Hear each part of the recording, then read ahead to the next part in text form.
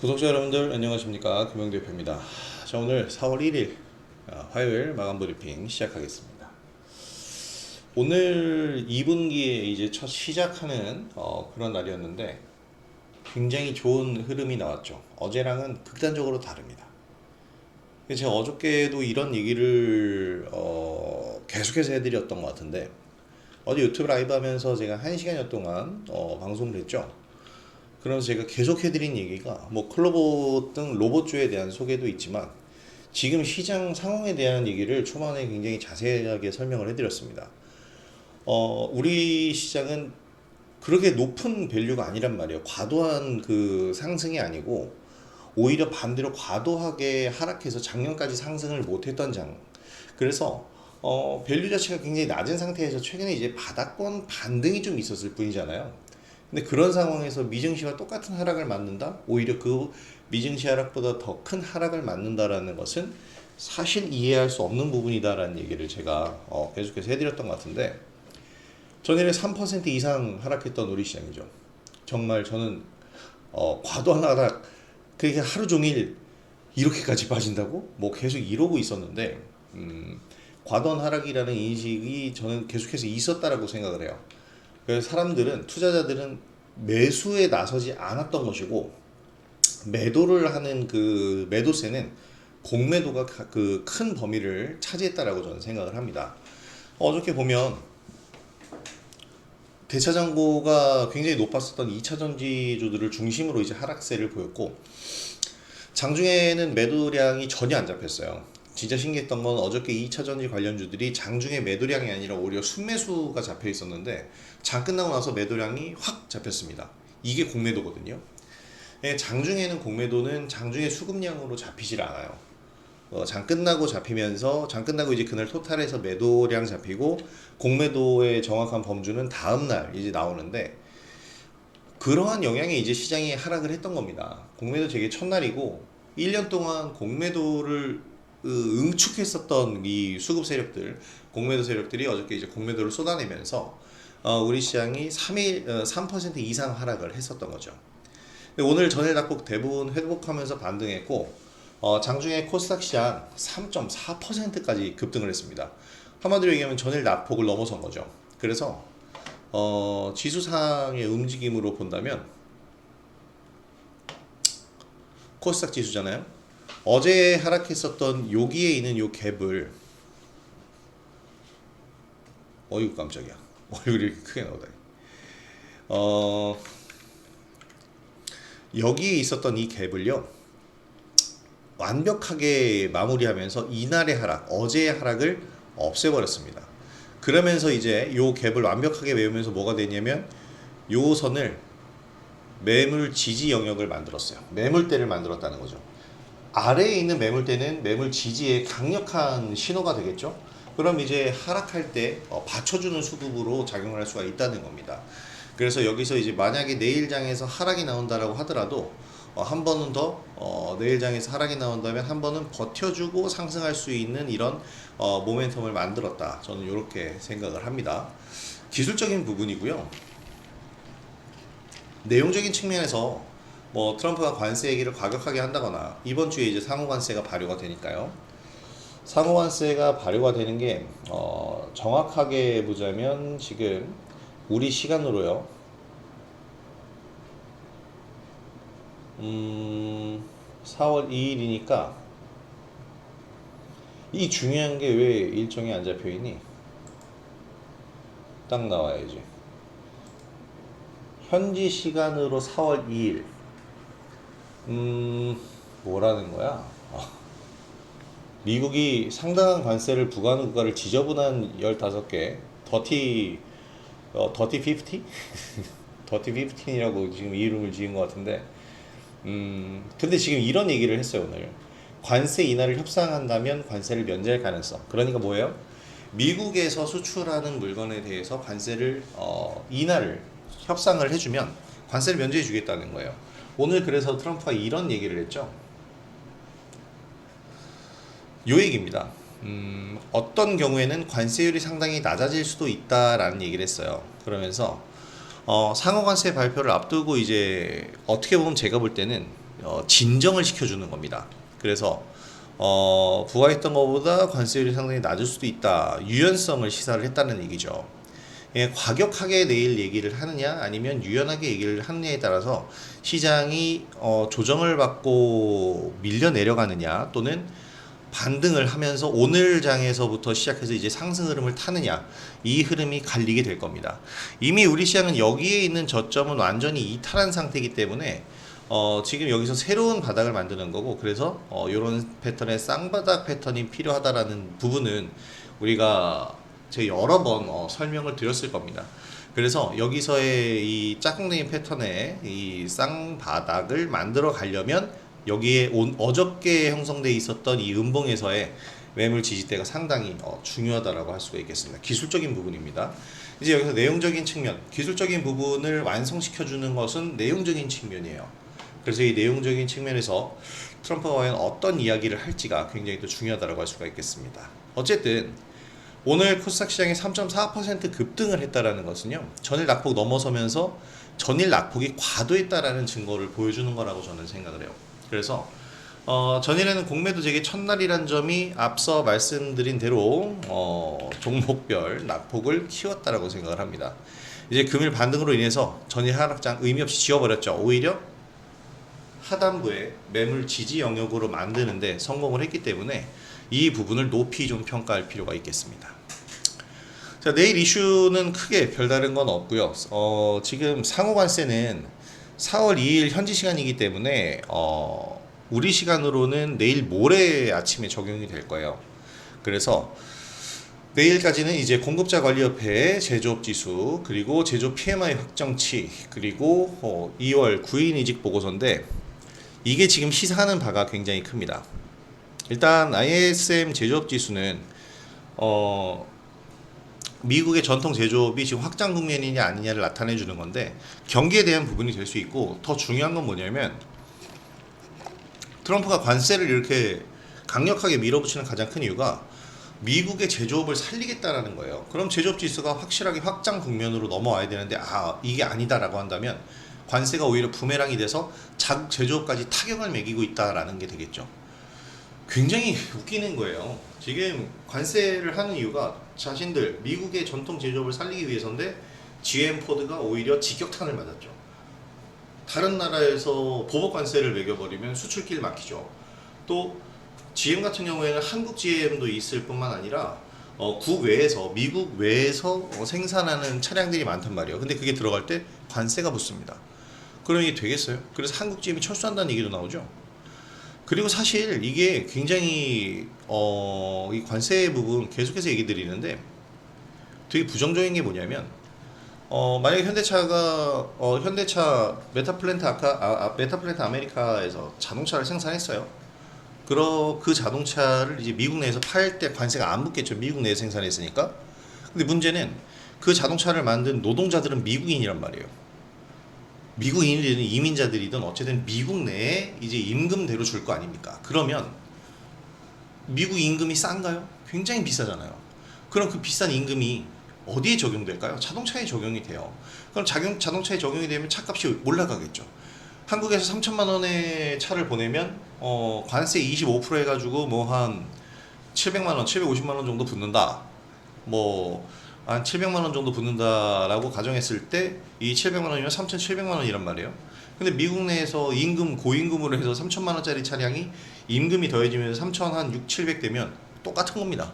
안 팔린다는 얘기예요.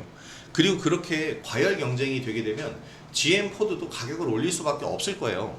이건 어떻게 되겠습니까? 스태그플레이션의 단초를 제공할 수도 있다는 얘기입니다.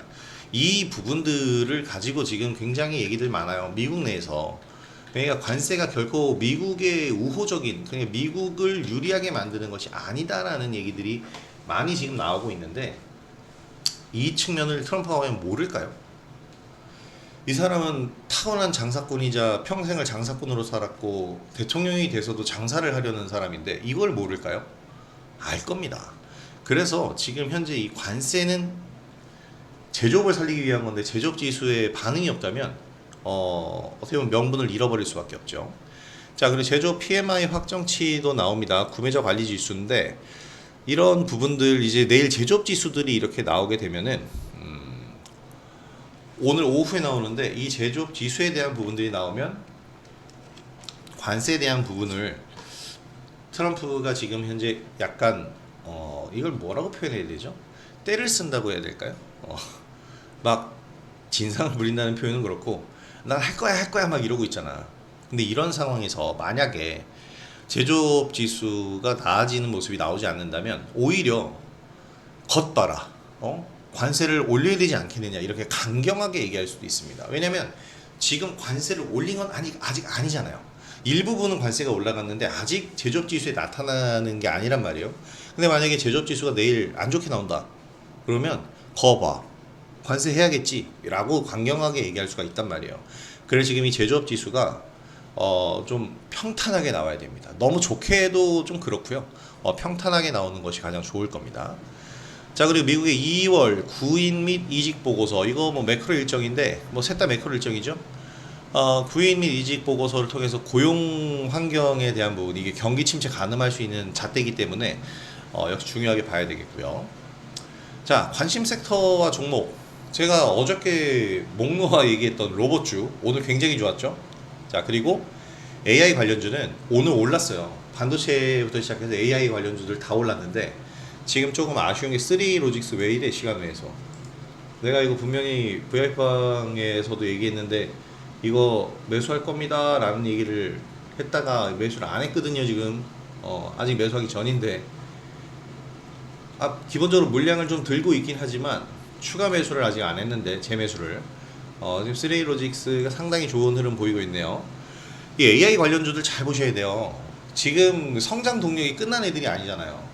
2분기에 이제 공매도가 시작되고, 제가 어저께 설명드렸죠. 공매도가 시작이 되고, 공매도가 시작이 되면서 이제 어떻게 보면 많이 오른 종목들이 내릴 거란 말이에요. 근데 사실 공매도라는 건 우리가 일반적으로 생각하는 것과는 다르게 나올 가능성이 높아요.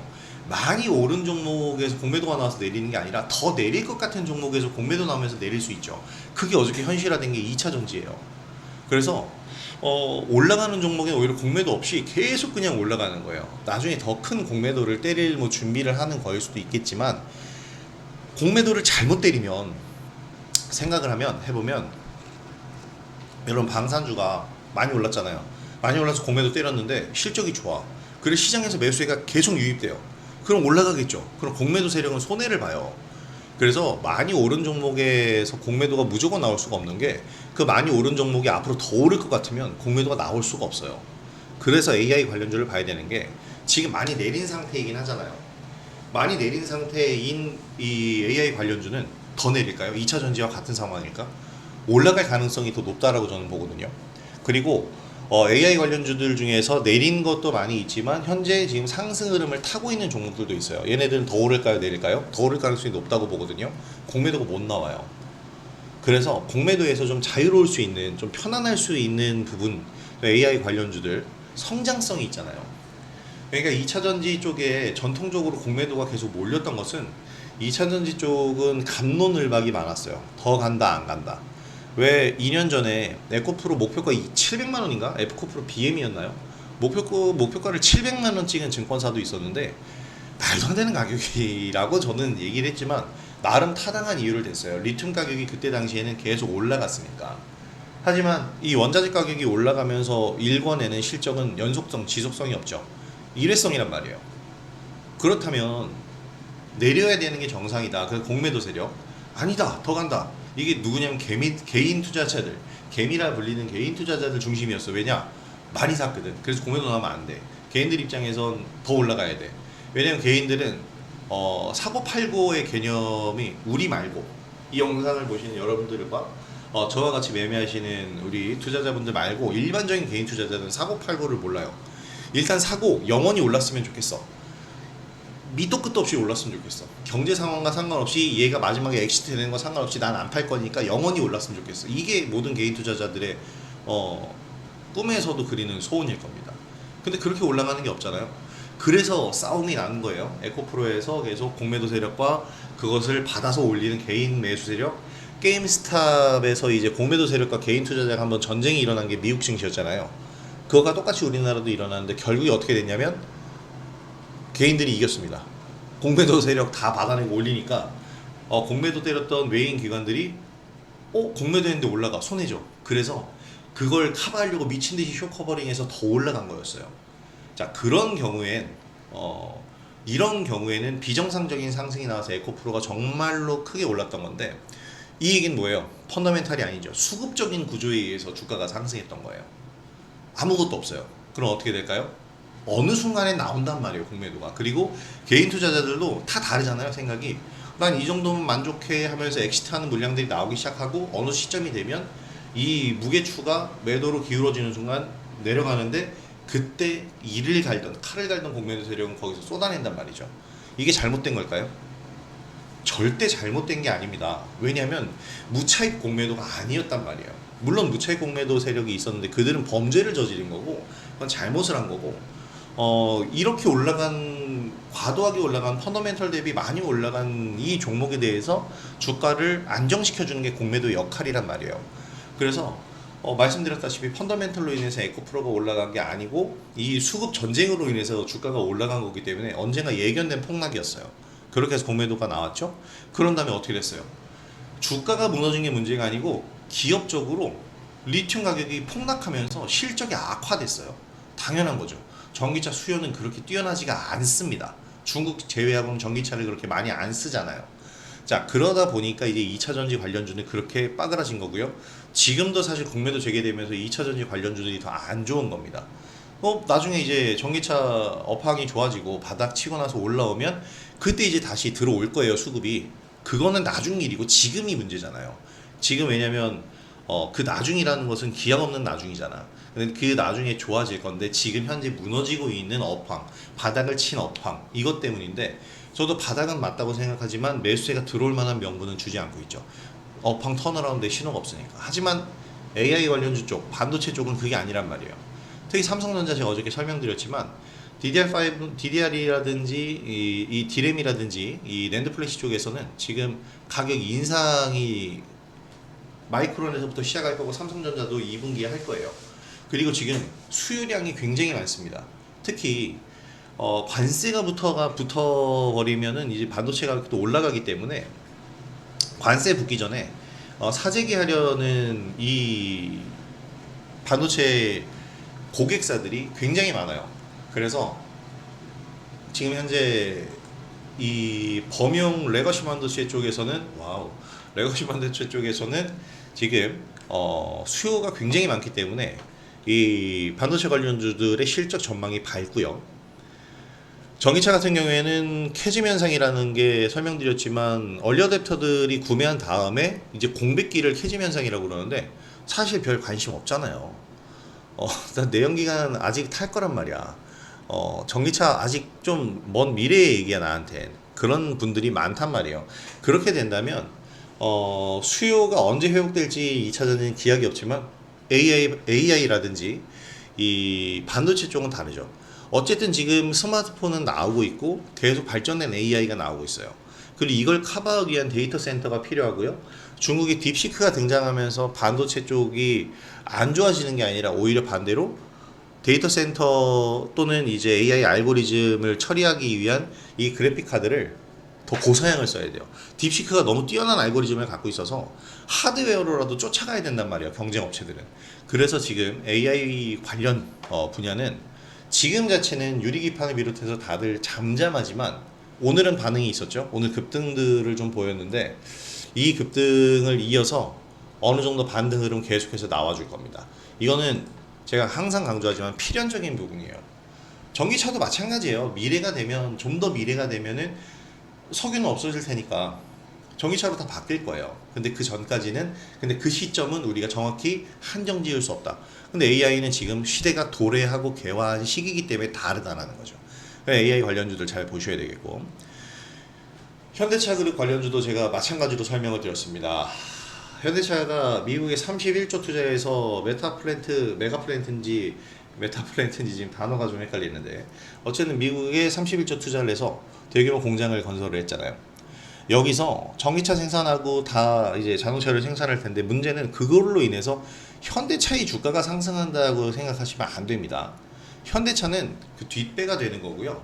현대차가 그렇게 미국에 투자를 하면서 주변의 부품 업체라든지 아니면 현대차가 그 31조를 쓰이는 그 현대차가 출자한 31조가 쓰이는 분야 쪽으로 관련주들이 형성돼서 상승을 하는 거예요. 그래서 오늘 보면 아진산업, 경창산업 뭐 얘네들이 올라갔죠. 자 보면은 현대공업 마찬가지고요.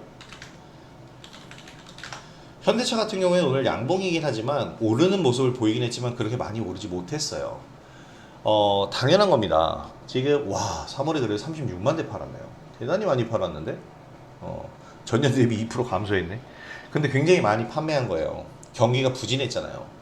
그래서 시장 컨센보다 높았는지는 봐야겠지만 지금 어쨌든 판매량과 판매 금액은 다르니까요. 지금 현대차는 이 영업 정책 자체를 믹싱을 해놨기 때문에 고부가가치 차량을 더 많이 파는데 대수는 줄어도 금액이 올라가는 구조죠.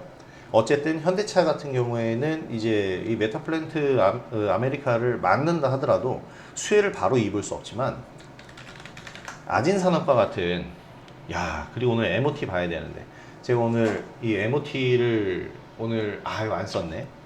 아진산업이라든지 현대공업 이런 기업들은 이제 주변 부품 회사들로서 현대차가 차량을 미국 현지에 생산할 때 주변에 있는 공장에서 부품을 조달해야 될 거 아니에요. 한국에서 가면 관세 붙어요. 멕시코에서 가면 관세 붙어요. 하지만 현대공업이나 아진산업처럼 이제 미국 자체에 공장이 있는 기업들에서 부품을 조달하면 관세가 안 붙습니다. 그럼 어떻게 되겠어요? 타 현대공업이나 아진산업에서 1차 벤더 업체도 맡기도 하고요. 근데 더더욱 나아가서 완전히 파트너사가 되는 거죠. 부품을 계속 공급을 받게 될 겁니다. 그럼 이들이 더 성장하는 거죠. 왜냐면 이들은 지금 시총 자체가 작잖아요. 현대공업 1,000억도 안 합니다. 얘네들은 더 성장할 여지가 큰데 현대차는 이미 다 성장했다는 거죠. 그래서 지금 차량을 아무리 많이 판다고 해도 자신들의 몸집을 지키는 정도의 효과가 나타나게 될 겁니다. 자, 그래서 어쨌든 오늘 아진산업과 현대공업 이렇게 좋은 모습 보였는데 오늘 자동차 부품주들이 다 굉장한 모습을 보였어요. 왜냐면 이 평화홀딩스가 특히 이렇게 급등을 보였는데 사실 이 평화홀딩스 그리고 디젠스 이 자동차 부품주로 분류가 되잖아요. 근데 이들이 자동차 부품주로서 오늘 사실 상승했다고 보기엔 조금 어렵고 오늘 윤 대통령의 탄핵 선고 기일이 확정이 됐습니다. 제가 아까 기사를 하나 올려드렸는데 날짜가 11일이었나요?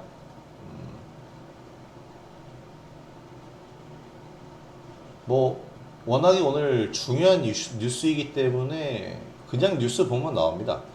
4일, 11일이라고 할 뻔했는데 4일 오전 11시잖아요. 4일이면 이번 주 금요일일 겁니다. 맞죠? 4일 금요일. 그러니까 이번 주 금요일에 이제 탄핵 선고가 나와요. 그러게 되기 때문에 이재명 관련주를 비롯해서 정치 테마주들이 오늘 급등을 했어요. 그러면서 이제 디젠스 이재명 관련주로 분류가 됐고 평화홀딩스는 김문수 관련주로 편입이 되면서 상승을 보였는데 중요한 건 이들이 자동차 부품주라는 거예요. 그래서 오늘 대장주로 보자면 동신건설과 오리엔트전공, 오리엔트바이오 이런 종목들이 있는데 이 종목들이 상한가를 갔어요. 오리엔트바이오, 오리엔트전공 이런 종목들이 상한가에 갔는데 여기에 편승해서 이제 평화홀딩스 이런 종목이 마치 디젠스 이런 종목이 마치 자동차 부품주의 대장주로서 올라간 것처럼 보이지만 이들은 정치 테마로서 올라간 겁니다. 그래서 자동차 부품주랑 상관이 없는 건 아니에요. 자동차 부품주기 때문에. 하지만 자동차 부품주로서의 대장은 아니라는 거. 제가 말씀드린 아진산업 현대공업이 이제 자동차 부품주로서의 대장이고 제가 보는 기업은 따로 있습니다. 바로 모티브링크예요. 저희도 오늘 진입해서 이제 수익을 멋지게 보고 나왔는데 이게 전부터 들어가 있었습니다. 그래서 수익 한번 보고 밀리는 자리에서 이제 추가 매수, 재매수를 노리고 있었는데 오늘이 진짜 디데이라고 봤어요. 왜냐면 어제 너무 과도하게 하락했잖아. 근데 어저께 떨어지는 칼날을 받을 순 없고 오늘 좀 매수를 해보자 라고 했는데 매수가를 잘 안 줬지만 그래도 중간에 우리가 잘 낚아챘죠. 가격 설정을 잘해서 14,400원까지 잘 기다렸고요. 거기서 이제 매수되면서 쭉 상승을 얼마까지? 16,140원, 20% 가까이 상승했습니다. 모티브링크 같은 경우에는 일단 전장 부품 기업이기 때문에 이 전기차에 관련이 있을 수밖에 없고요. 전기차가 지난해 역성장했지만 올해는 이제 수요 회복이 예상이 된다. 기사는 그렇게 나왔습니다.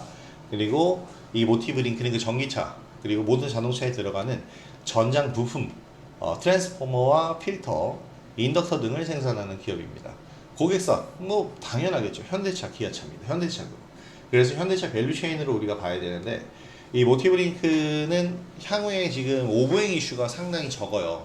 3개월 정도는 돼야 오버행 이슈가 발생하기 때문에 3개월 정도까지는 우리가 편안하게 매매할 수 있는 종목이 될 겁니다. 자, 그래서 모티브 링크 오늘 한번 매매를 해봤는데 반복 매매를 지금 진행 중인데 차트상으로는 지금 신규주이긴 하지만 더 갈 수 있는 패턴을 벌써 완성을 했어요. 내일도 관심을 좀 가져보시는 게 좋을 것이다 라고 생각이 됩니다. 자, 지금 이런 다양한 종목들 지금 저는 보고 있잖아요. 그럼 겹치는 게 나와요. 오늘 이제 탄핵 선고기일 나오면서 이재명 관련주, 김문수 관련주, 범 여권의 정치인 관련주들이 인맥주 중심으로 다 올랐는데 저는 전혀 인맥주에는 관심이 없어요. 대선 관련주, 대선주들을 하더라도 저는 이제 정책주들을 중심으로 하는데 오늘 어떻게 보면 자동차 관련주들이 지역에 지방에 이제 거대 공장을 만들어야 되기 때문에 지역별로 좀 많이 있잖아요. 그래서 그 지역별로 그리고 또 지역 인사들을 중심으로 이제 인맥이 형성되다 보니까 그 지역구에 있는 정치인들과 연결이 많이 되는데 그래서 자동차 부품주에 인맥주들이 좀 많이 있습니다. 근데 인맥주로 해서 올라간다고 하더라도 사실 지금 제가 말씀드린 것처럼 자동차는 현대차가 31조 투자하면서 현대차의 성장은 못 이루겠지만 주변 부품주들의 성장은 이뤄낼 수밖에 없어요. 그래서 자동차 부품주들 계속 잘 보셔야 됩니다. 자, 그리고 이제 이것과도 연결이 되는 건데 오늘 한빛레이저가 강세 흐름을 보였어요.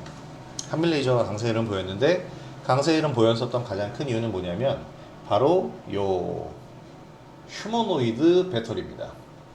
한빛레이저 나와주세요. 네. 삼성, 현대차 휴머노이드 배터리 개발 추진입니다. 이게 굉장히 큰 이슈예요. 사실 이 휴머노이드 로봇 올 초에 나온 다음에 휴머노이드 로봇에 이제 각종 이제 액추에이터라든지 MPU라든지 또 AI 알고리즘이라든지 또 휴머노이드 로봇을 교육할 수 있는 교육용 소프트웨어라든지 이런 부분들이 많이 나왔는데 정작 중요한 건 뭐냐면 그렇게 잘 만들어 놓은 휴머노이드 로봇을 움직일 수 있는 동력은 어떻게 할 건데 콘센트에 전기줄 연결해서 꽂을 거 아니잖아요.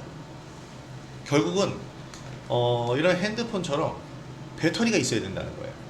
그럼 그 배터리를 뭘로 할 건데 지금의 2차 전지로 어마어마한 무게에 그럼 로봇이 이렇게 걸어가다가 사람 앞에서 툭 쓰러져서 덮치면 대형 사고 발생합니다.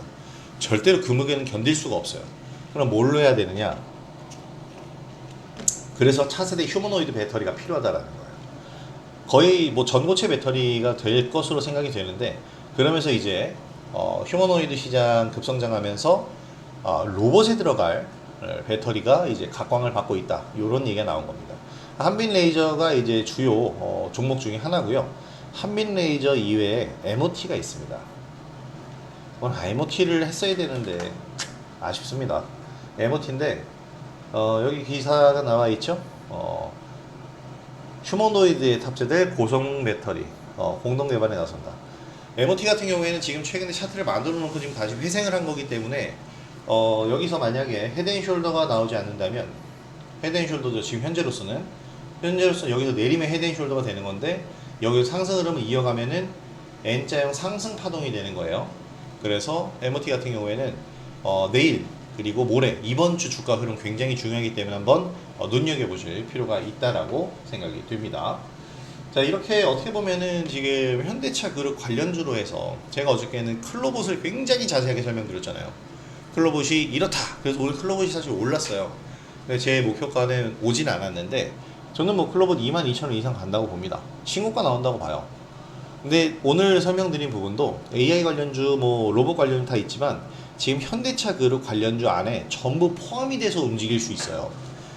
삼성이 휴머노이드 로봇 한다고 해서 로봇주 붐, SK그룹에서 한다고 해서 붐, 다 이렇게 일으켜내잖아요. 한마디로 뭐냐면 선도 업체가 있어야 됩니다. 리드 업체가 있어야 팔로우를 할 수 있는 그런 업체들이 나오는 거예요.